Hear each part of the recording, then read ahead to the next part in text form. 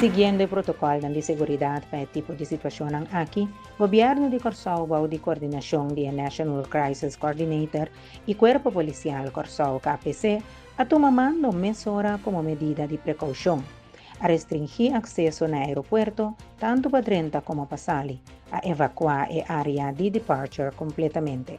Pasajeros não mester aguarda para fora do terminal durante a investigação.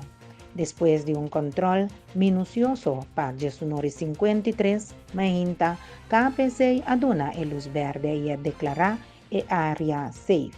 Questa aqui operación normal Baudicap a reanudar, permitiendo visitantes de y sale trove y también reinicio de vuelo. Varias compañías de aviación han sufrido retraso entre DVDVR, ZR, Avianca, Global y Laser. Es importante para mencionar que alguna aerolínea tarda un poco más para funcionar el servicio y dos de nanta experienciar retraso de apertura de check-in counters.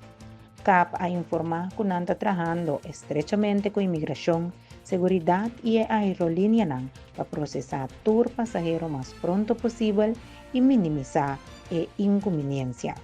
Nanda agradecido rende para a paciência e cooperação demonstrada durante o momento de detenção.